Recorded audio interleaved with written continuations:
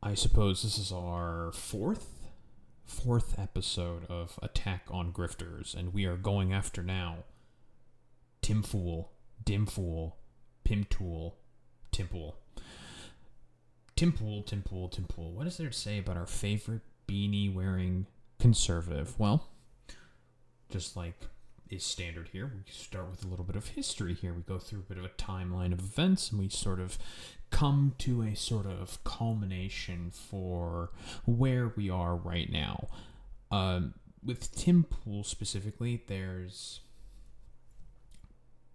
like a bunch of different. He's released like thousands of videos on the internet where you can basically just tear it apart and call him a dumbass. Tim Pool basically likes to frame himself as a classical liberal, and that he moved more to the right because he felt the Democratic Party left him because it went too far left or whatever. Stupid. Every single time these people say that, it's a lie. It's a lie. In reality, if you look at Tim Pool's broader sort of catalog of videos, very often, very, very often, he will just do everything possible in order to just take the side of the right consistently. Actually, let me grab, I think, a quote that pretty much summarizes this perfectly from the funny horseman Vosh himself. Grabbing this from a David Dole video. I don't want to go through the entire VOD and find the exact quote. But this quote here, specifically from Vosh, I think perfectly summarizes Tim Pool in one sentence. You claim to have like this a disaffected sort of like anti-establishment view of all of this, but your channel is hyper partisan against the left, and then when anyone criticizes Trump, you'll either defend him harshly or you'll back up and say, well, they're all bad. Libertarians.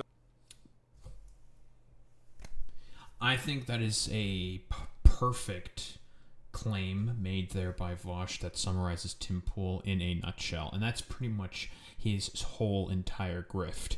He framed himself as this classical liberal, attending stuff like, Occupy Wall Street, where during, this would have been around 2008, 2009, very, very early days of streaming. He took his camera, his phone, and started streaming the events of Occupy Wall Street. And this is basically where he kind of just got his start. And that was where he was basically able to propel himself into his sort of media career.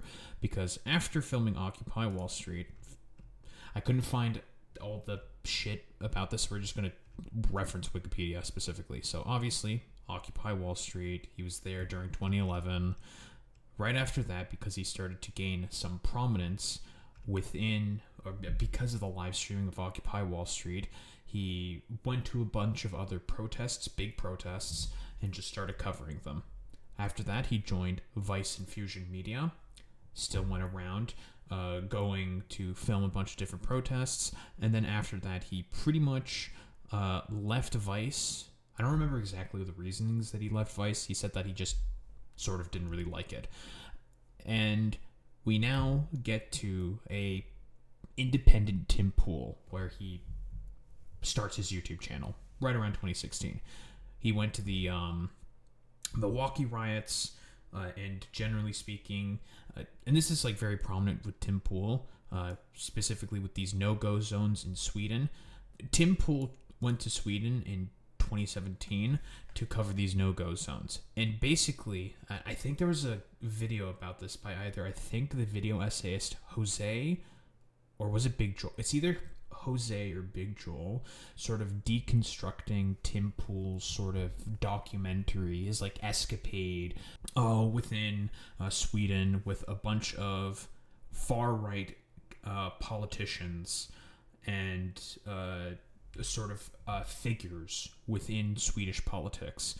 And essentially he just more or less just took the side of the politicians, not really challenging any of their narratives whatsoever, and just kind of stayed there and was just yeah, this is a particularly vulnerable area of Sweden where there's a lot of fucking migrants, and they didn't really find many instances of that whatsoever. If I can remember who exactly made that video, I'll probably stick that video in the description. I think it's a very, very, very sort of good explainer for how Tim Pool operates. Just like Vosh said, Tim Pool pretends to be a disaffected liberal, but will be hyper partisan against any liberal, anyone on the left, anyone who will have criticisms of those on the right. Tim Pool will go to the bat very, very aggressively against them specifically, and will just be like, yeah, no, fuck you, you suck, you're wrong about everything, and I'm just going to fight against you. Some more history here. Just in 2019, because I completely forgot about this, by the way. 2019, Tim Pool was the guy, I guess like the sort of tech guy, who talked with Jack Dorsey on the Joe Rogan Experience. There was also I think another person there as well, and he just went on there to do like the whole criticism of free speech and all that stuff. This was 2019 with Milo Yiannopoulos. This was like the point in time, I think, where Milo was he got banned for basically saying that there is no problem with a relationship he once had with someone who was significantly older when he was a kid. Like, he was basically just saying, like, yeah, actually pedophilia is okay. We don't have a problem with that. I don't have a problem with it. There was that. This is also the whole time with, like, Leslie Jones getting harassed because of the really bad Ghostbusters remake. Of course, all the conservatives claimed it was because it was an all-woman cast. That's why the movie was bad. No, the movie was just not a good movie. It was just a bad movie. It's not because of the cast. The cast took what they had and acted, and there wasn't really any problems with the cast. The problem was with the construction of the movie itself. It's a problem with writers and the creative team. Of course, Tim Pool also was invited to participate at Mar-a-Lago, I believe. He went to multiple Mar-a-Lago parties where he was like dressed in a suit. Famously, he had the fucking beanie on. He took a photo with Roger Stone, and of course, like, he defended Kyle Rittenhouse. Obviously, he basically pushed a bunch of fake news about the election fraud, did anti-vax shit. He basically, every single instance where he could basically take the side of the right, he always would. And he would pretend to be like, oh, I'm just a disaffected liberal. I'm just like a classical liberal. I just hate the left because they've gone too far, they're too woke, blah, blah, blah, blah, blah. Standard fucking bullshit like this. We've all seen this before. Even though, with his content output, the much larger sort of portions of the content output, it's always been favoring and hyper-partisan to the right. Again, I'm going to play the line from Vosh, because, again, it's a perfectly accurate line. You claim to have, like, this, a disaffected sort of like anti-establishment view of all of this, but your channel is hyper partisan against the left, and then when anyone criticizes Trump, you'll either defend him harshly or you'll back up and say, well, they're all bad. Libertarian. It's perfect. Absolute fucking perfection here, because that's a perfect describer there of Tim Pool and his whole sort of grift. And right-wingers fucking love former liberals who move over to the right. Another example of this is someone like Sam Hyde, someone like the Weinstein brothers, someone like Dave Rubin. Dave Rubin is I'm probably going to make another a video in this series specifically about Dave Rubin, but Dave Rubin is a perfect, and I mean a perfect example for the sort of archetype of individual that I'm talking about here. Just someone who is disaffected by the left and decides to become a conservative grifter from the beginning, when in reality always was a grifter from the beginning. Oh, 1000%. I've said that about Destiny as well. I don't think Destiny stands really on much principle whatsoever, and he'll adopt particular positions for a debate in order to just get dunks. But now, we have Tim Pool's sort of saga here with The Majority Report with Sam Cedar. Now, obviously, big fan of The Majority Report. I love The Majority Report. Majority Report, fantastic. We love that shit. The thing with Tim Pool specifically with the majority report. And the thing with his sort of like problems with so he's done like multiple debates with multiple members. Obviously we should all sort of acknowledge the where's the first famous instance? Right here. The first instance, this I think was in about like 2019. I think this was like basically right before COVID. Right before COVID, Tim Pool had a Zoom call with Sam Cedar. They had a debate, and I would say that this is like a really sort of famous instance. Yeah, there's two Weinstein brothers, Alex. Yeah, there's two of them. He had like this the famous moment, the classic moment where he interacted, and we just have to play the video. Just let it play. Your weight behind somebody who's going to make concentration camps. No, I'm not willing to put. I'm willing to put my weight behind diminishing the number of concentration camps. I think. Real quick, this is first off. Here's how you know that Tim Pool is a grifter. Very often in his like sort of debate tactics, his main strategy is to basically bring up a bunch of philosophical frameworks of how people think. He loves to bring up philosophy despite the fact that he has like no fucking idea whatsoever about any philosophy. He'll like bring up utilitarianism, deontology, all this fucking bullshit, when in reality bro doesn't know any of that shit. Okay, literally no clue whatsoever in terms of what is necessary to be able to be philosophically rigorous. Doesn't give a shit about any of that stuff. And it's fairly clear. And the reason why he does that is because he has to play the part, like I mentioned earlier, about the former liberal who left and became a part of the right. I don't know, liberals, generally speaking, in comparison to conservatives, are much more intelligent, much more curious, much more willing to sort of explore complex concepts and engage in critical thinking. Conservatives don't do that. Typically, they just look at a thing and say, "Am I afraid of it or not? Okay, I'm afraid of it. Therefore, I don't like it. Therefore, I'm going to sort of, make my whole politics about things that I'm afraid of." Philosophy, they don't care about this stuff. Like, it's nonsensical. Even though there are people who are probably like right-wing philosophers who sort of explain like right-wing sort of philosophical thought, but for the most part, like right-wingers themselves don't really care about that. Yeah, I once was lost, but now I'm found. That's a perfect sort of descriptor there of Tim Pool, 1000%. And very often, and he's very, very weaselly, very often, he'll try to like basically use, I don't know, like Reddit sort of tier of I'm 14 and this is very deep, talking about like philosophy despite the fact that he has like no education in philosophy. I don't even know if he's read many books about philosophy. Like, let's be honest here, I don't know if he's read any philosophers.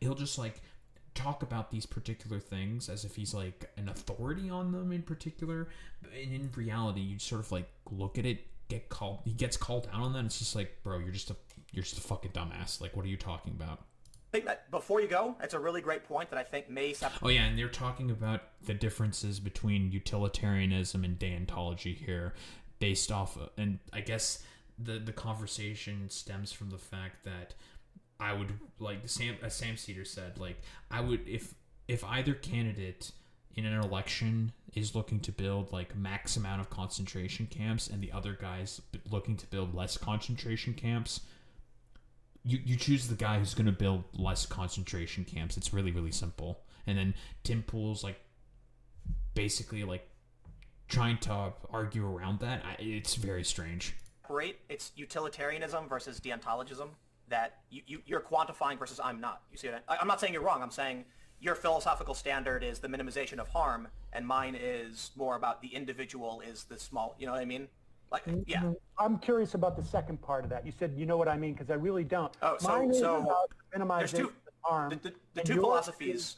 Yeah, I did like this sort of idea that it's based, deontology is based off of the will of the sort of individual here.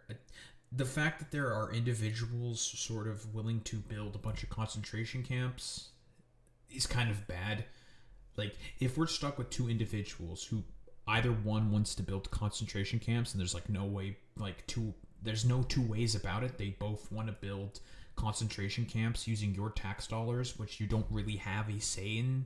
Basically saying, like, can we not build the concentration camps? No, either guy is going to build concentration camps. It's like, okay, how many concentration camps are we talking about here? This guy's going to build 100 times more concentration camps in comparison to the other guy. Then at that point, it's just like, I guess I'll just vote for the guy who's going to build less concentration camps. But sometimes there's always a funny third option, and that is to not participate whatsoever in that election. About feeling... Violating the ethics of an individual is violating ethics regardless. And yours is minimization of harm is better. So utilitarian versus deontological. From my standpoint, committing one unethical act is a violation of principle and ethics that can't be crossed. But I will admit, there's not like a hard line. It's you know. The very, like, cucked mentality, by the way. It's just like, you're gonna fuck over the will of the individual because of, I don't know, wanting to vote against less concentration camps. I think every individual would agree that both of these sort of candidates in this hypothetical election having to build concentration camps, it's just bad either way. So it's just like, okay, what's going to be the less bad at this point? I think that is silly, to be honest with you. I mean, I respect you, but they're very strong philosophical positions held by most people. I believe that less suffering is better, and that I am willing to... I will tell you something you won't like to hear, though. I'm willing to sully myself if that's the outcome. But I'll tell you something you're not going to want to hear, and I admit it's I'll call it dickish. Utilitarianism is typically the villain in most movies. I don't care.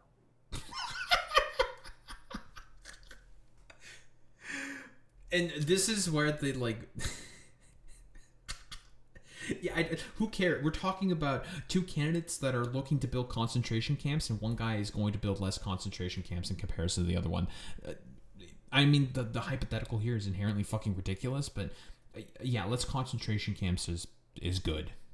Yeah, sometimes, hey, Tim Pool, just for you, buddy, Occam's razor, okay? Sometimes the simplest explanation is the best one, okay? It's really, really simple, actually.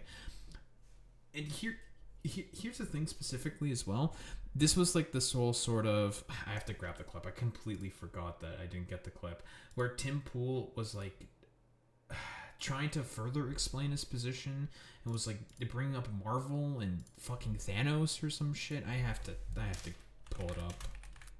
So yeah, pretty much after like Tim Pool cited some like random philosophical concepts out of nowhere.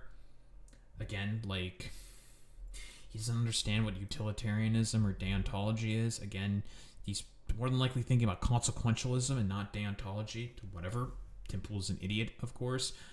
He decided to sort of, I guess, come to Sam Cedar's quote-unquote level and then just bring up Thanos randomly, talking about how Thanos is a utilitarian or some fucking shit. So, for instance, like Thanos was utilitarian and Captain America was deontological. I didn't. So Thanos willing to... Why are we attributing these things to superheroes in movies? Why are we doing this? I don't know. Reduce the suffering by killing, hundreds of trillions versus the, thousands of trillions, which would be living better off. And I admit it's I'll call it. Yeah, so that was the whole thing. Like, Sam Cedar basically just looked at that and was just like, this is fucking stupid. I haven't watched that movie yet with my son because hasn't gotten to the age where he soys out over Marvel. Like, very soy, very fucking stupid. But then, going onwards. After that first debate, COVID happens, and they were supposed to have another debate. Tim Pool wanted to bring people in, right? And he got pissed by the fact that Sam Cedar, who has kids, he's an adult, I think he was married, but he had kids. He was married, but I think he divorced with his wife. I don't remember exactly. And he takes care of his fucking kids. It's going to be kind of difficult because at this point, Tim Pool was like living in his fucking compound out in Virginia. And all he would do, even during COVID, he would bring in people to do debates. It's like, we're following COVID protocols and stuff like that. It's like, well, I don't want to go there while traveling because I don't know what the fuck's going to happen in a pressurized tube known as an airplane. Like, fuck that. I might get COVID. I don't want to deal with that shit. I'm not going to go to your compound. Also, I have kids. Because, by the way, the reason why Tim Pool, again, sounds like a fucking idiot when he was complaining about that shit, it's like, the first debate you had with Sam Cedar was on a Zoom call. Why couldn't you just do another Zoom call? Oh, because... And he would, like, come up with, like, really pathetic fucking excuses, saying, like, oh, well, you know, it's because we don't have the setup for it. We don't have this and that. Okay. The bullshit. You download the application, Zoom. You sign in. And then you just host the call. What do you mean you don't have, like, the proper setup for it or whatever? Incredibly fucking stupid. But here's the thing. This is where Tim gets pissed with Emma Vigeland specifically. Now, there was, I think, this was, in 2023. So when he was still having debates and more left-wingers were going on to Tim Pool's show to debate him and, I don't know, other people probably. He went on, Emma Vigeland went on there and basically made Tim Pool look like a complete idiot. Basically like a complete idiot. He barely knew what he was talking about in terms of Ukraine, Israel. Barely knew what he was talking about in terms of... there was like a neo-Nazi mass shooter who did a shooting pretty recently, and he said like the sort of things that helped attribute to his radicalization is that he watched a lot of Tim Pool. It's just like, well, that's a little interesting. Why are neo-Nazis... And the dude had like a swastika tattoo and everything, so definite neo-Nazi. Why is that dude trying to... What said he say he watched a bunch of Tim Pool? I also remember this, like, all the like right-wingers were trying to deflect from the fact that dude was a neo-Nazi by saying like, oh, the dude's a Hispanic, he's a Mexican. How can you have Mexican neo-Nazis? It's like, there's nothing about like a particular race of a person and them not being a neo-Nazi. Like, there were Jewish neo-Nazis. Zionists, I argue, are basically fucking Jewish neo-Nazis. Like, it's fucking stupid. Yeah. Boy Meets Minnie, like, how many fucking Filipinos tend to be fucking neo-Nazis? Like, a bunch of them? Like, okay, dude. It's like, okay. Just because people aren't white doesn't mean they can't be neo-Nazis. It's very fucking simple. And this is where, basically, Tim Pool was having a bit of trouble in his sort of relationship, or relationships in general. At this point in time, his family basically disowned him because of all the misinformation that he was spreading out about COVID. He like admitted on air that he was just like, well, I'm like 34 and I still don't have a partner. This is kind of important because apparently now he does have a partner. I have no idea how the fuck this month. Trust me, guys, let me tell you, men who are lonely and are single, if Tim Pool can get a partner, so can you. I believe in you. Yeah, somehow he got like a partner. He admitted on air that his parents had him when they were like in their 20s, and like, I'm 34, I still don't have a partner. But here's the thing, I know it's not me, and I can't find anyone, and I know I'm not the problem. Tim, problem with that, anyone who says that is definitely the problem. You're telling on yourself there, buddy. Why the fuck would you ever say that you're not the problem in that particular instance? That's an incredibly fucking stupid thing for you to say. But, you know, I digress. Here's him with Emma Vigeland basically airing out his grievances like every other conservative does. I said, it sounds like a psyop to have this profile appear one day after the shooting where it's got like a bunch of screenshots on it or something. Sure. It really does sound to me like someone told you to say things and you don't know what you're referencing. I'm not shocked that that is the only way that you're going to try to react to this. To react to what? Like, okay, no, this is fairly obvious. So I'm willing to bet Sam was like, hey, ask him about this and say these exact things. No, I came up with, Come up with original thoughts. Wait, it is my original thought. So no, it isn't. It's some guy. Oh, yeah, she was also debating another fucking idiot, Actual Justice Warrior. Basically, Actual Justice Warrior, I think he's like a lawyer or something. Then he pretends he's like a right-wing lawyer. He fights like against SJWs. It's really LARPing stupid. I don't know. It's fucking stupid. I post a screenshot of one episode of a show he's not subscribed to, and you think that's an attack vector for something political, but it's a personal snipe that has no bearing on any of the arguments we've made the entire show. I disagree. Yep, you disagree with... Okay, well, here's the thing, Poole. The dude mentioned Tim Poole. The dude mentioned that he watched a bunch of your show in his manifesto before doing the terror attack that he did. Huh? Like, what do you mean? Why would he bring up your show when basically why would someone want to bring up your show that's a known neo-Nazi and say that this was a tool used to aid in his radicalization, because he admits that in the manifesto, and you're like trying to deflect from that? Again, the reason why he's trying to deflect from that is because he has to do everything possible to not make it look like he's a right-winger and that he's still some quote-unquote classical liberal, disaffected liberal who's just so tired of all the woke Democrat, like, libtardness or whatever. Because he knows that his grift will not be as effective if people know that he's just an outright right-wing propagandist. Basically, Tim Poole is someone who's supposed to try to bring people into the pipeline. If we want to go with the analogy of the alt-right pipeline again, he's supposed to bring people in by looking like he's a disaffected sort of liberal. Because, by the way, when I started my political journey in around 2019, you want to know what the algorithm started feeding me? That guy. It was feeding me Tim Poole. I watched a couple of his videos, and I didn't find them particularly interesting or compelling, so I just kind of moved on. And then it fed me Jordan Peterson, and then guess who it fed me immediately after? James Alsup. For those who don't know, James Alsup is a Nazi. And I watched like one of his videos, and it was like just Gamergate slop dreck. And I was just like, okay, dude. Nice, like, we're doing this fucking shit in 2019, or like 2019, 2020. Okay, bro. Nice meme. With what? With what? Elaborate. I disagree that it has no bearing on what you've said throughout your entire show. Like what? What did I say? This is Come on, the claim Let's that you hear it. made. Let's hear it. I believe that your program appeals to a right-wing audience, and there's a reason that the neo-Nazi shooter watched your program. And how do you know he watched Sure. the program? Because he posted about it. He posted about it. Tim. What did he post? He posted parts of the Proud Boy and January 6th insurrectionist Adam Kiefer. Thank you, Surfs, for that additional context. interview that you did. No, he didn't. You're wrong. He had 4 screenshots on his phone. From You the don't same even know what episode. you're talking about, and all you can do is laugh and No, say, it's 'cause you get some specific guy, to obscure some the fact. guy You called it posted a one thing one time, and that's the only argument. Oh, by the way, Emma Vigland, Emma's correct there when she says that.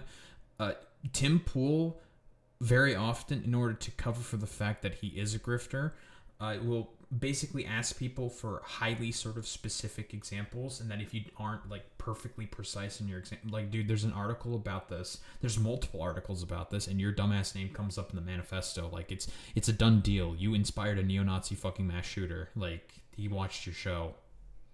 Why would a neo-Nazi mass shooter be appealed to your fucking goddamn show? Well, that's a little interesting, and want to watch multiple episodes. Now, I have neo-Nazis who come by my channel consistently. Well, not consistently, every now and again.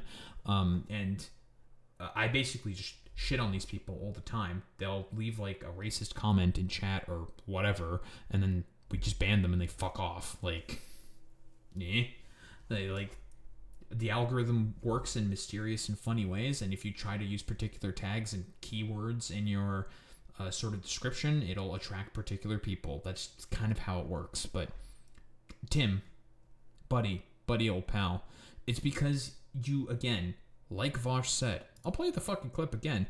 You are hyper-partisan and appeal specifically only to the right. It makes sense why eventually neo-Nazis come to your fucking channel. You claim to have like this a disaffected sort of like anti-establishment view of all of this, but your channel is hyper partisan against the left, and then when anyone criticizes Trump, you'll either defend him harshly or you'll back up and say, well, they're all bad. Libertarian. Thank you, David. You keep saying libertarian. What the heck? I can't believe that Vosh is a libertarian. Inconceivable. Memes aside.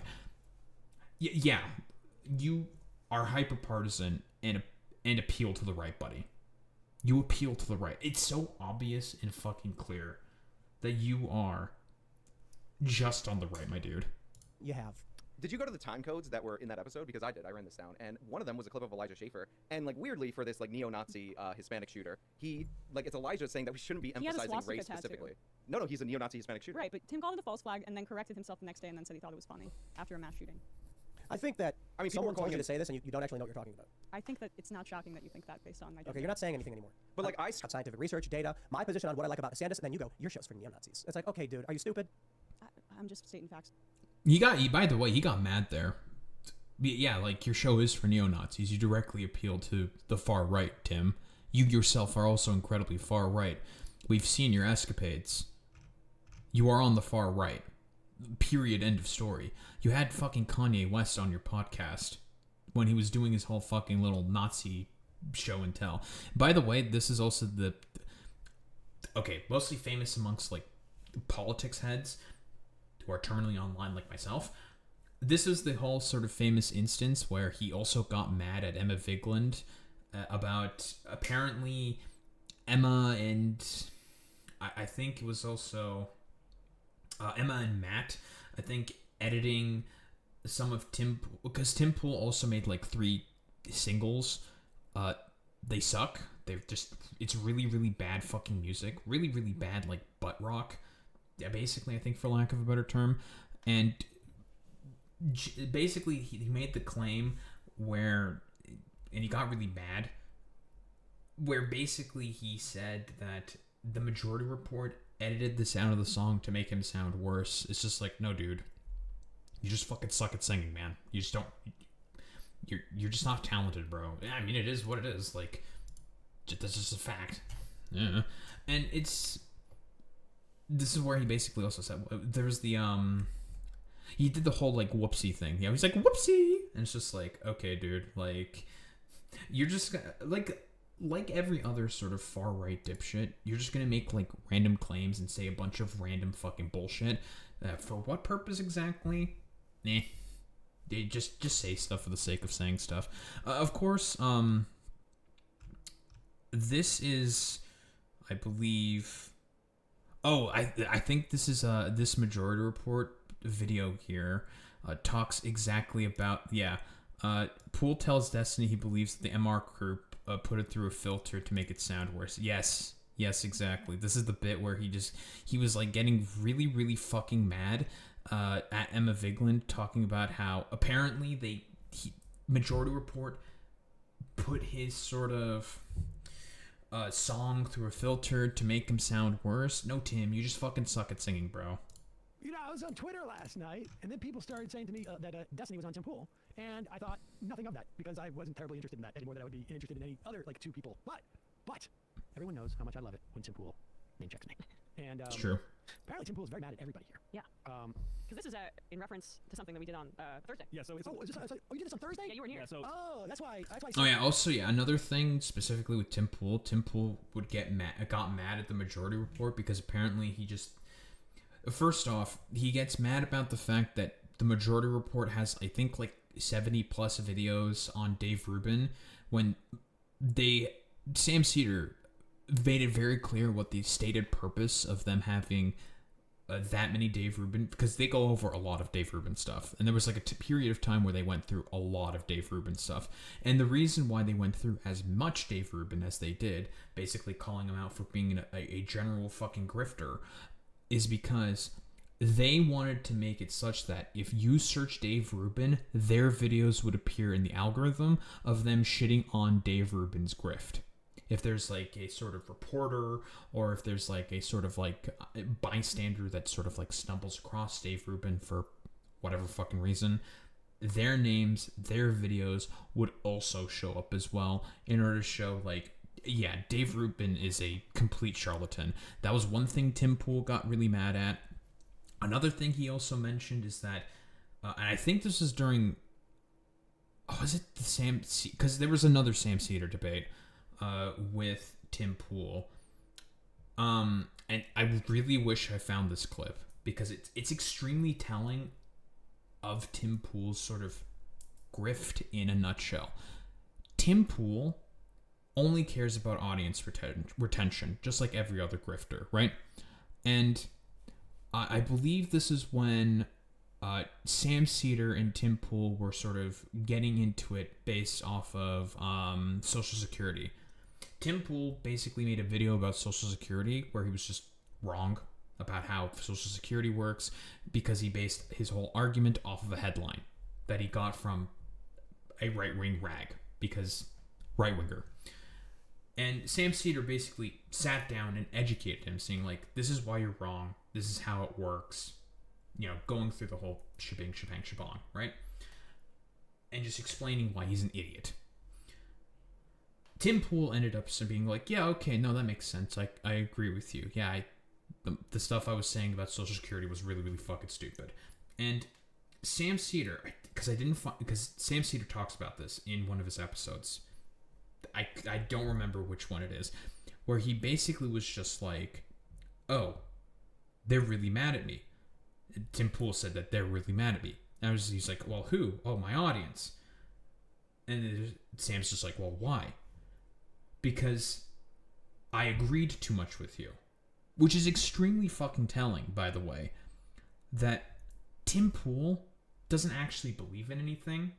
It's like the same thing specifically with Blair White. Blair White took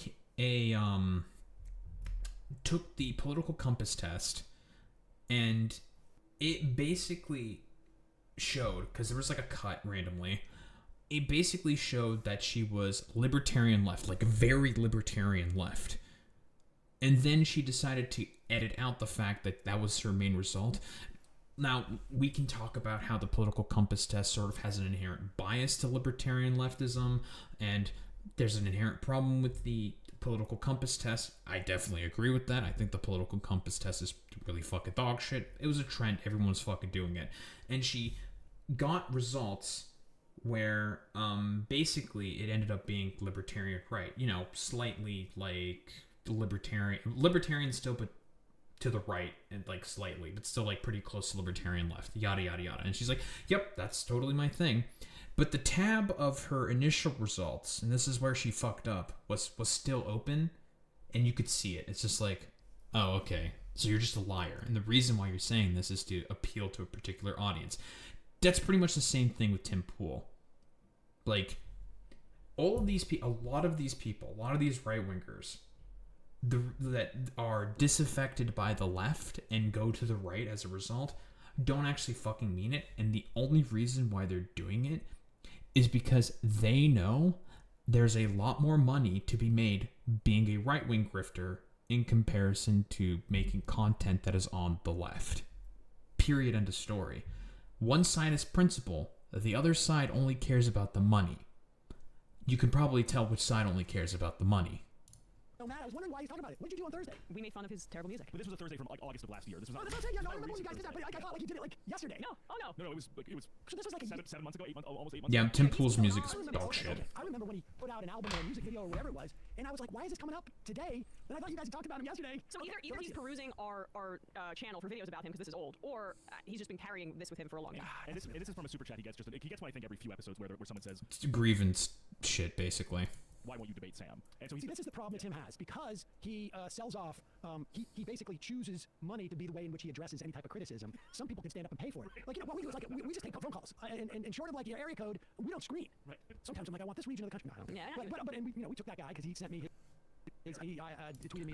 Actually, Alex, I think you might be wrong. It's not how actually pro-corporate they are. It is, in fact, how much they do not like corporations and how much they actually do want to tax corporations. But I definitely agree with what you're saying there. There is an inherent problem within the political compass test where they do ask a lot of how pro-corporation you are. And a lot of the right-wingers will say, like, no, they're not actually pro-corporation. And they'll like, shocked Pikachu face when it actually turns out they're on the left in terms of a lot of their economic policy prescriptions. His area code. But Tim, because he pays, this happened to Dave Rubin a lot too, where, you know, you get paid to answer questions, and he got upset about it. Let's hear this. I haven't heard all of it, so we'll just, all right, good. Tim, Sam Cedar seems to think you're afraid to debate him, claiming that you asked him to come on the show during COVID as an excuse for not coming on. Would you publicly ask him to come on the show? So the issue with Sam is, I've known him for a really long time, and I made a tweet where I was like, we typically invite people on the left to come on the show, and then they just never do. They never respond, or they respond once and they don't get back to us. And then Hassan and Sam both said, I'll totally do it. And so I privately messaged both of them and said, awesome, we'd be excited to have you, especially. Tim is lying here. They were operating under the assumption that this was probably going to be a Zoom call and that they wouldn't have to come into the compound, because this was during COVID, by the way. Sam, because Sam was the first guy to ever give me a shout out at me ever. He said, like, oh, these guys like my Wall Street, fantastic work. And I was like, we'll cover the cost of everything, we'll fly you out. And then Yeah, Sam Cedar, by the way, he's been in the game for about over 20 years at this point. He gave a shout out to Tim Pool because of his coverage of Occupy Wall Street. Sam basically was just like, I'm not on your show, and then tweeted accusing me of, like, making up or something. Oh, it might have been a COVID thing, because he just went on David's show. He tweeted at me that he was like, come on the show, and then privately was like, oh, I'm not coming out there. And I'm like, okay, whatever. Like, you said you would. You actually set a date and everything. I told you the date, I told you the time. You said yes, you agreed. This is also something that I mentioned earlier, but I guess now we have the video for it. Thank you, Sam. And now when I'm setting this up, you're like flaking out behind the scenes and then putting me on the spot. If Sam wanted to, would you host a debate with him on your show? No. And Hassan, yes. Hassan politely messaged me and said, hey, look, man, I know I said I would. I feel pretty bad, but like I'm not comfortable flying right now, COVID. And I was like, totally understand, no problem. Later on, when I asked him again, he's like, bro, I hosted my own show. And I said, you are totally Sam said the same thing, by the way. He also has a kid. And also, like, Tim, you've done a Zoom debate before, bro. Like, with Sam. Why couldn't you do another one? Stupid.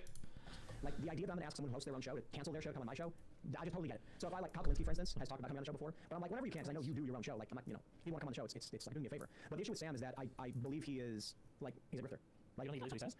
I think maybe half of it. I think he doesn't know about a lot of issues, and he says things for the sake of shock value. He makes a bunch of videos. Hold on for 1 second. Before we get to that, I'm going to read now our exchange. I just found it. Okay. And the weird thing is... Where he says you failed. Well, I did bail. I mean, part of what he's saying is true. And... Part of it. But part of what he's saying is completely right. And the weird thing is the timing thing is also really different, okay? All right, here it is. So he goes on, he says that on Twitter, and I say, I'll do it. And he goes, here it is. Okay, so and people can go back and find the public version of this. It's back in October of 2020. Now, I don't know if people remember, there was a pandemic going on. True. And... Okay, here it is. So, we went on for a long time to talk about this. Okay, all right, so October 10th. 2020. Yes, 2020. No one's vaccinated yet. Understand, there's no vaccination. No vaccination. I had done an interview with Tim Pool via Zoom or whatever it was from his show. I said I would do it. He had asked me a long time. This one? And so I write October 10th, 2020 at 1:41 p.m. I don't know when the public tweet was, but that's on DM. So what's the details? He writes, I can have Lydia arrange everything for you. Shows 8 p.m. live in studio, DC area. We can fly you out and get you a motel nearby. We hang out 2 hours and talk about current events. I can do a group chat to connect you. If you want, you can just send me your email. We can set up. And I write, I can't fly down to DC. I do a 3-hour daily show. You don't do any remotes? He goes, we set the show back up in January for in-person only. We don't have a way to connect everyone on a Skype call or display it. We've rejected some centrist right-wing people, but I get it. It's one of the challenges of getting guests. You and Hassan host your own content, so it's probably harder for you, but I appreciate the enthusiasm. Yeah, like, again, just because you are only meant to do live in-person content, the fact that you can't just adapt and do a fucking Zoom show, again, that seems very fucking weird and nonsensical. Like, Tim, you live on a giant compound. You can go into like a separate room somewhere with like a laptop and then just do a Zoom debate and just like plug a microphone via USB. Like it's really easy actually. And I write back, COVID hasn't affected your bringing people into the studio? And he goes, no. And we actually stopped guests for a while over it. Rogan never did. Then we started up again the past month or so again. And I wrote, Trump never did either. And I did the shrug. He's Trump got just got COVID. I guess you roll the dice and hope you don't pull a 7. And I wrote, maybe if I have a day off. And that was October 10th, 2020. And then on October 13th, he wrote something publicly. That was the end of our conversation. I should just release all this. I don't know why you suddenly took offense to the above reply. Care to elaborate? I wrote him at 5:34. And he goes, you agreed to an in-studio interview for publicity. You lied. And I wrote, I had absolutely no idea you only did in-studio interviews and had no idea you weren't in New Jersey anymore. The last one we did was on Skype. And he goes, you just wanted to rile up your followers. The tweet said in studio, we cover travel. You dragged me to rile up your followers. That's a complete tone, right? Change. And I think something happened there in those 2 days. And I think it had to do with either like Crowder or Rubin or one of those things. Right. And because that's when he said like I was blacklisted. And he goes, you dragged me to rile up and you're full of shit. And I said, yeah, that was also another thing that Tim Pool said. He said that he knows a bunch of people within media who have blacklisted Sam Cedar. And I'm assuming specifically right-wing media people because Sam Cedar's been on CNN like not that long ago, a couple months ago, I think. He was on CNN. He's been on MSNBC before. I mean, he used to work at MSNBC, but he's been on Chris Hayes' show before. I think they're friendly with one another. Like, they know each other and shit. And it's just, like, he's not blacklisted from mainstream shows. He's blacklisted specifically from a lot of right-wing shows because, like, Sam Cedar has been blacklisted by Steven Crowder. We know why, because his father literally said to him that, oh, don't debate him. He's going to make you look like a complete fucking idiot. And yeah, the one time where Sam Cedar was like Steven Crowder got tricked into a debate by Ethan Klein. We all know the famous like, oh no, Sam Cedar, what a fucking nightmare. We you know, if you know the meme, you know the meme. Where Steven Crowder was just got completely caught with his pants down and looking like a moron, and then he just like said some random anti-Semitic shit. But you know, I digress. said, I didn't see any travel tweet. Dude, how in the world would I have accepted tonight as a date if I thought I had to travel from upstate New York starting at 3 p.m. after my show and get back here by 8:30 to prep for tomorrow's show? That makes no sense. Bullshit. You did a segment pulling clips from my studio show. Not to mention I had to do a pre-record. And A, as far as I remember, it wasn't an interview. And B, just because you do one interview in studio, how could I possibly assume that you only do them in studio? The entire channel you pull from is from a live studio show. And I said, you have like 10 channels. No offense, but I don't follow what shows you have. And he goes on, he just goes on and on. Yeah, so Tim Pool is lying there. Like, Tim, you do a live show, yeah, but you have a bunch of equipment. Like, you can host all of this remote. So long as you have a fucking computer, you can still use your live studio environment in order to do a remote Zoom show. Like, I don't understand why you need to always bring people in. It's very fucking weird. We know why in reality. Or I can probably guess. The reason why Tim Pool wants to be able to bring people in is because it allows him to control the environment. Very similarly to when all the right-wingers did these sort of college circuit debates against unmedia-trained college students. The whole sort of stratagem there is essentially like, oh, okay, we bring you in, we have full control of the microphone, we can mute it pretty much at any time, we can whisk you away pretty much at any time. We have full control of the environment. So if it looks like the right-winger is losing the debate and it's actually getting owned by a competent student debater, because again, the whole point of these student debates is to essentially just make, quote-unquote, the left wing look really stupid and make college education really fucking bad, because look at how crazy and insane the people are at college and who got educated at college, blah blah blah blah blah. It's all, again, it's an inherent grift. It's not an honest debate. If you're like very rhetorically proficient, you know how to debate. I've seen Alec Gunter do this to Matt Walsh, made him look like an idiot. I've seen Shark 300 do this to Matt Walsh as well, or Michael Knowles, made him look like an idiot. There was also a couple of other really, really good debaters who, shout out Alec Gunter, really other good debaters. I think one of them was someone named Demigloom, who also made Matt Walsh look like an idiot in terms of trans issues, because Matt Walsh doesn't understand what he's talking about in terms of trans issues whatsoever. We might get to Matt Walsh as well. That'd be a fun one. Like, that's the sort of, like, not genuine, but like general thing with a bunch of people. Yeah, One Hand Politics also does this very, very well, but he does the more Jubilee sort of thing, but I digress. It's still technically the same environment. The reason why Tim Pool wants to bring people into studio is so they don't have access to tools to be able to check a lot of the claims that right-wingers make. And he has more significant amount of control of the environment, right?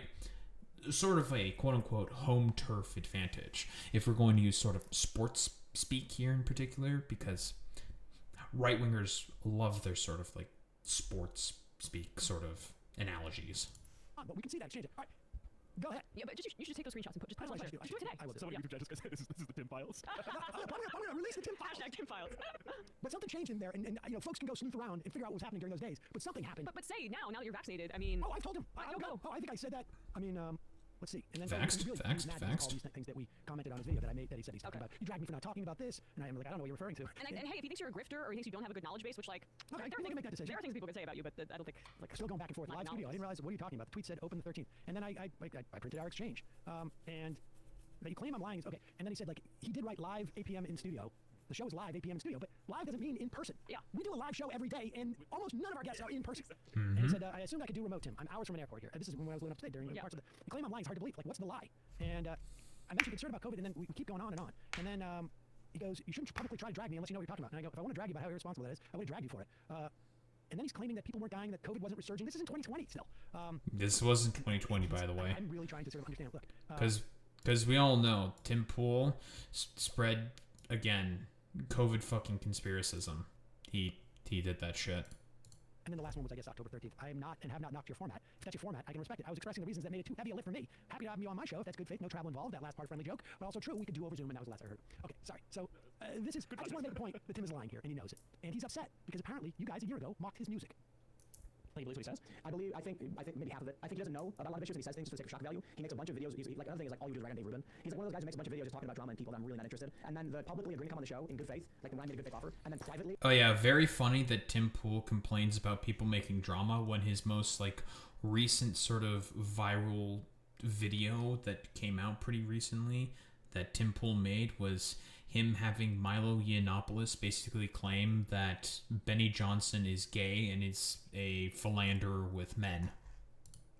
Backtracking and then putting it on me not claiming I'm scared. Like, the whole thing's a bit. Tim's scared to debate me. No, dude, he's just a lowbrow grifter. Bro, I'll have you on anytime you want to come on. Like, here you are. And I think you're like substantially more intelligent and capable of debate than Sam Cedar is.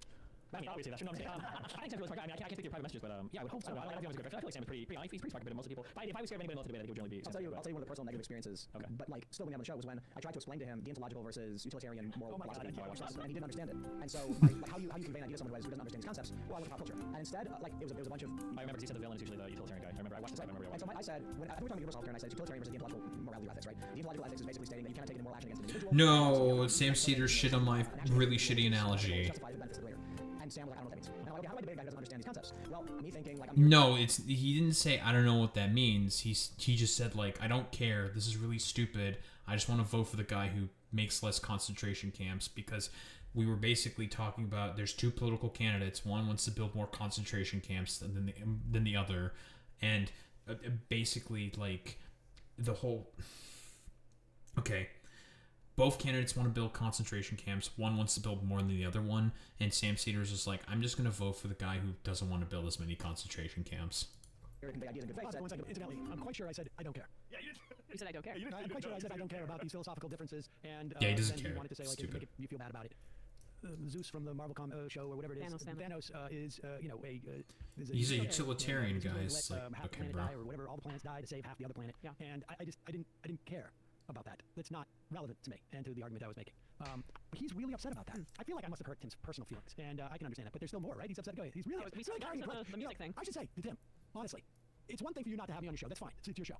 But to carry around this type of hurt and this type of anger and resent, it's not healthy for you. Yeah. It's not healthy. I mean, yeah, okay, you're showing me. You're not going to let me on your show. That's fine. I get it. But this is tearing you up inside. I know. And I worry about that. And I know people are going to say, you're just saying that to be shocking. Go ahead. Well, and we also should add that he has no idea what the show is. We do a whole hour every day interviewing historians, interviewing experts in fields, union organizers.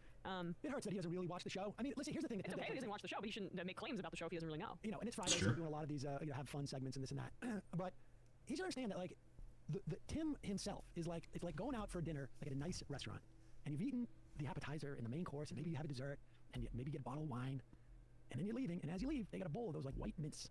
You know what I'm talking about? Yeah. And you take one, and, well, I'll take like 2 or 3, and I'll eat one, and I'll put a couple in my pocket for later. But then you don't find that for like 2 weeks later until you're on the subway, and you're like, I'm gonna eat this. That's when we get to the Tim section of the show. That's what it is. He's missed the entire dinner. He doesn't watch that part. He just watches us eating the mint. But let's go. These concepts. Well, me thinking like I'm here to convey ideas in good faith said, think about Thanos versus like Captain America. Thanos wants to wipe out, and then his response was to make a video and all his fans mocking me for talking about Marvel. But here's a better one. When we released our first song, he ran through an audio filter to make it sound bad, and then played it on the show calling it garbage and lying about it. I just like the dude is just the lowest of low-tier grifters. I feel like I saw them. He ran my song through an audio filter. Was he on that episode? Because it was the girl and the other guy. The girl, I don't remember if he was on that. Did you run his song? If we did that without telling people, I would have a problem with it unless it was obvious. So let's just be clear. This was August of last year. I don't have the audio capabilities or like the wherewithal to. I was running the board. I was running the computer. I put it up. We just played the YouTube video. So if he thinks the song sounded bad, it just sounded bad because I mean, it sounded Bradley's bad. inability to And probably because again we mentioned the music video stuff. Like it's just grievances with Tim, and he's just like he has like a grievance with Sam Cedar because again he got embarrassed by not only Sam initially but also by Emma Vigeland, and then he went on his show again and also got embarrassed again. But now we're also more so trying to take a look for us to what is going on more so with Tim Pool now. Apparently he's very tired of being made fun of, and he wants to use extra time to pursue acquiring a family. Keep in mind, again, this is the same guy who basically said, like, this would have been about 3 years ago, because it's 2024, where he said, like, I don't know, like, my parents had me when they were in their 20s, and, you know, I still don't have a girlfriend, but I know that I'm not the problem here. Yeah, same guy, by the way. All the stresses come to a head, we finally make the decision, maybe we should just take care of ourselves and stop pushing as hard as we can to the point where our heads are going to explode and our eyes pop out of our heads. And that's what happens yesterday, when we're at a point where I don't want to put my family at risk. And there's limited things I'm willing to say because of it. But by the way, at this point, he's still single, and his family, like his actual family, has completely disowned him. Psychopaths who I think like Tim Pool's dad has been on Hassan's show before to talk about Tim Pool. us every single day and the very serious threats that we do receive almost every single day. But as I mentioned, we've talked about it. we work through as much as we can, and I think largely due to the response from our loyal fans, members, viewers, and and some friends and family, we'll make it work to the best of our abilities. So with that being said, it's kind of the weirdest way to announce that I'm pursuing my family life to the best of my abilities. And I will stress too, one of the most frustrating things about comments, for instance, I know not to read the comments. I know that half of them are just stupid and half of them are great, but it really does sting when for the past several years there are people saying, haha, Tim, you don't have any children, why aren't you married? And the reality is because I'm sacrificing to try and make this work and produce something I think is valuable to people. And it comes to a point where I said, why should I, when I should just do what any good man would do and have my family? Well, we'll try to do it all. So that is the big announcement, and we will do what we can to make this show. Well, apparently he was successful, and he managed, like I said before, apparently he managed to find a partner. For real, like, listen, if Tim Pool can find a partner, you can also find a partner. I believe in you, okay? But also, we are currently here now, and this is the main sort of like news scandal of Tim Pool. Tim Pool, as stated by the DOJ under Joe Biden, is a paid propagandist by the Russians. Him, Dave Rubin, Benny Johnson, Lauren Chen, and I think like one other guy, I don't remember the name, were taking millions of dollars from the Kremlin in order to spread pro-Kremlin Russian propaganda points. Tim Pool was talking about the Ukraine war. He made like a couple videos about Ukraine where he didn't really talk about Ukraine all that much. He didn't really give a shit about that. Yes, Elijah Schaffer. And the funniest thing about the whole Tenet Media situation is Dave Rubin apparently had the biggest problem with the guy being named Edward Gregorian for like one particular word in the pamphlet. I know the Majority Report made fun of this because it was so fucking stupid, and it's just such a Dave Rubin thing where he's just like, well, apparently it's like something about being awake or something. Like, I don't particularly like woke stuff all that much, and he was looking to initially turn down the deal off of Tenet Media because of that, and then he met with Edward Gregorian in Belgium or some shit. And apparently that all got immediately fucking cleared up. Incredibly fucking stupid. Yeah, they were paid a lot of money to spread anti-Ukraine, like, pro-Russian propaganda. Like, again, in the, because I was mostly looking to not talk about this, but here. In September of 2024, U.S. federal prosecutors charged 2 employees of Russia's state-controlled media network, RT, of conspiracy to violate the Foreign Agents Registration Act, or the FARA, conspiracy to commit money laundering, and allegedly launching a $10 million propaganda scheme that enlisted popular right-wing social media influencers. The incident describes but does not mention by name Tenet Media, which is partnered with commentators like Tim Pool, Dave Rubin, Lauren Southern, Benny Johnson, Matt Christensen, and Taylor Hansen. It wasn't Elijah Schaffer. Pool matches the indictment's description of Commentator 2, because they didn't use their actual names there, who it alleges agreed to provide content to Tenet Media in exchange for $100K per weekly episode. So there's a bunch of weeks where he'd make a bunch of anti-Ukraine stuff and just have like a schizo crash out about it, despite the fact that he would never talk about Ukraine whatsoever. In his response to the indictment on Twitter, Poole, who had previously stated Ukraine was one of United States' enemies, stated that he was unaware of the company's connections to Russian funding and declared himself a victim of the alleged scheme. You had a meeting with Edward Gregorian, and he outlined the fucking goddamn meeting to you, who was one of, again, the employees of RT who pitched the idea to you. Like, okay, bro. And anytime you mention this, by the way, he gets really mad. Like, really, really fucking triggered. Because of the fact that it's just, like, caught. Just caught.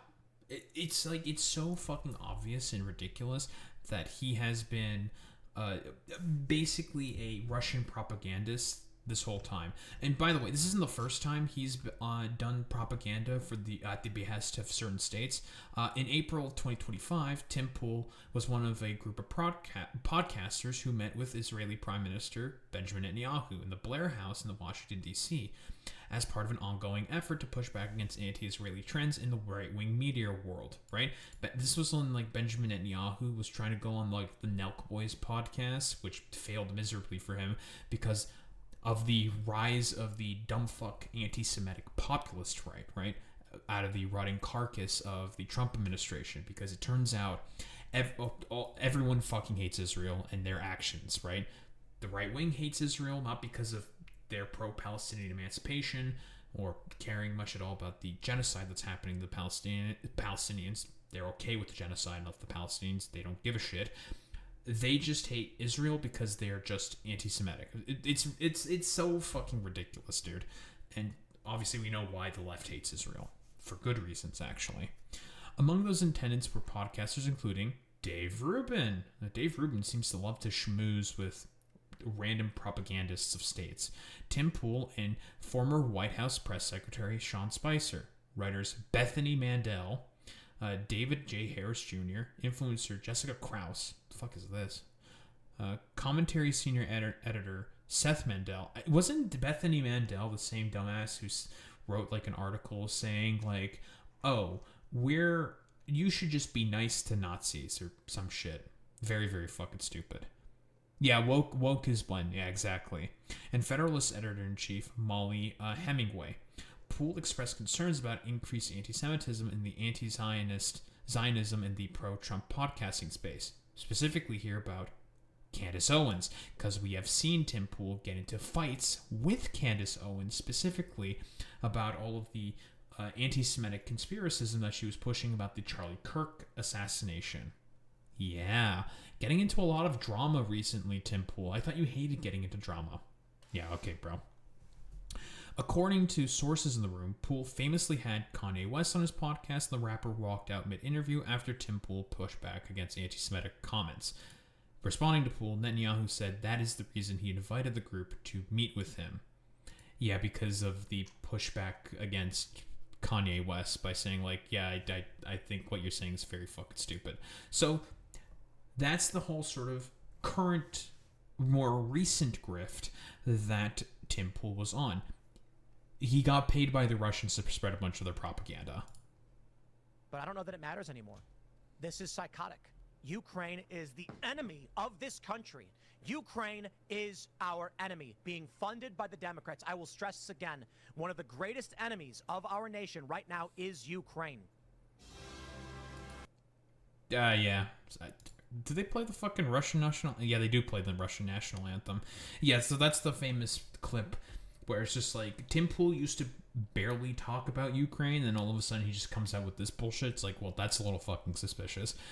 It's because he's a grifter. Like, he took a bunch of money from the Russians, and we found out from a sting from the DOJ under Merrick Garland.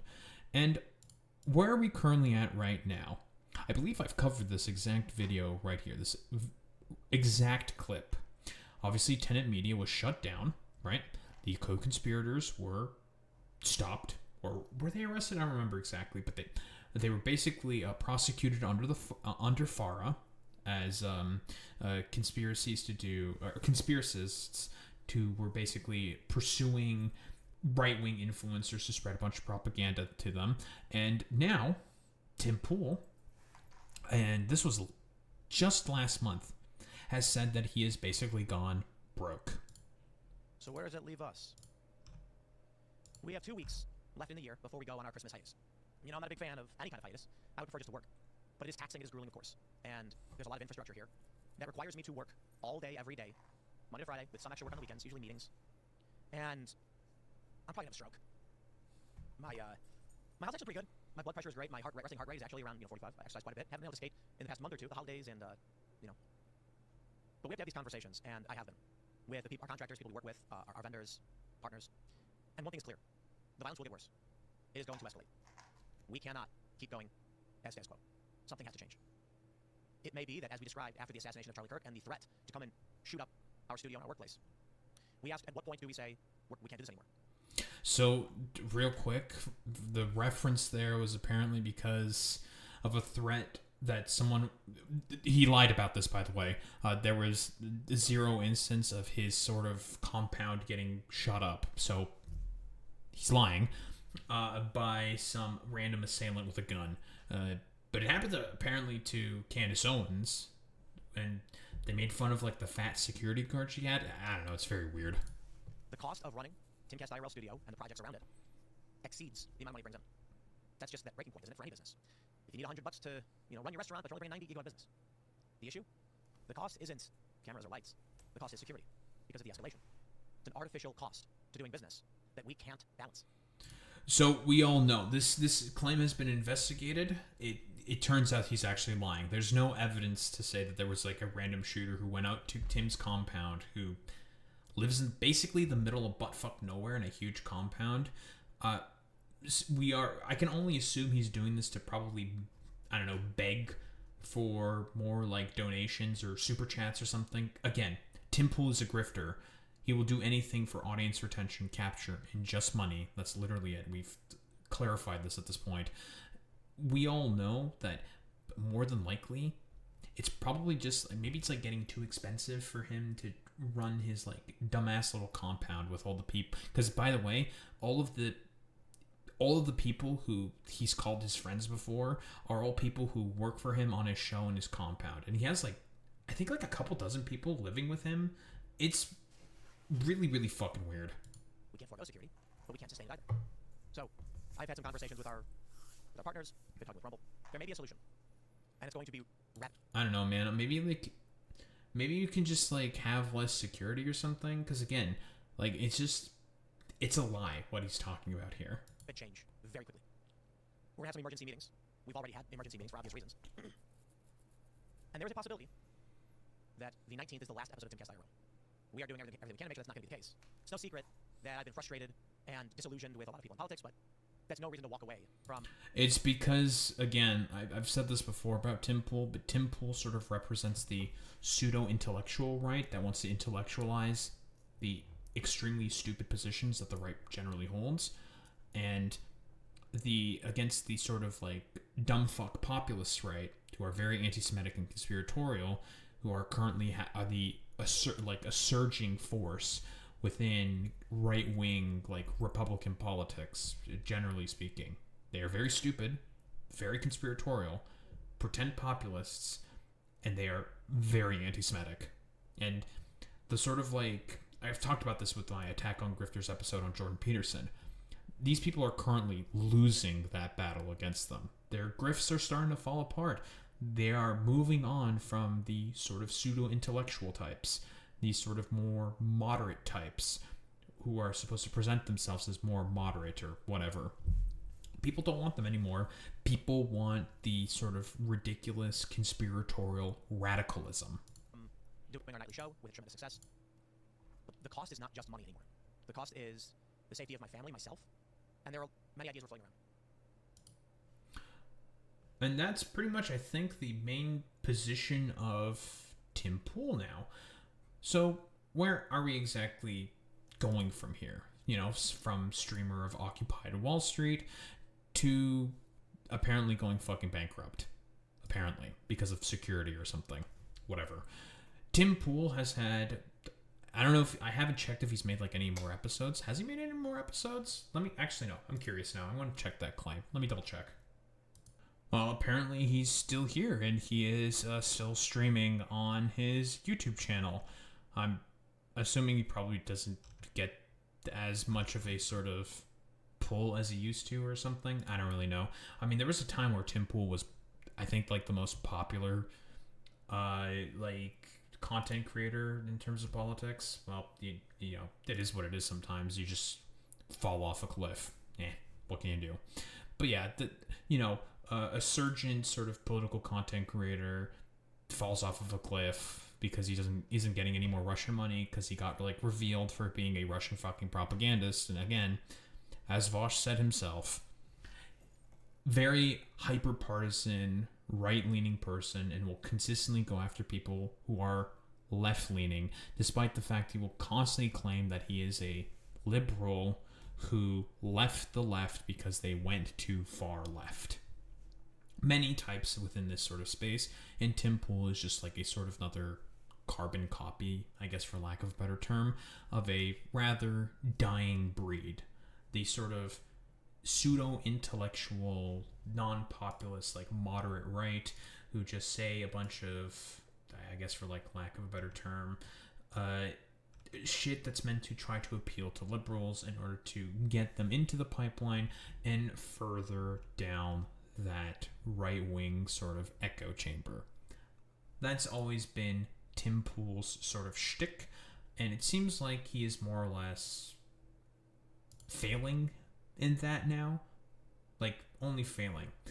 Yeah, he doesn't pull like he used to. He used to always have like 1,000, like way more pull than this, and I think it's because he's just not able to adapt with the times. He wants to go back to like some form of like neoconservative, like more mainstream politics and establishment sort of stuff, but people just don't find him really particularly interesting, and that's why, again, they're just going further down the pipeline, and Tim Pool's not really able to adapt to that in particular. So, as expected, we all know Tim Pool always has been a grifter, always has been a charlatan, always has been a liar, and has always been a grifting propagandist. Anything for the right. Again, famously claimed that Donald Trump was going to get a 50-state landslide during 2020. Stupid.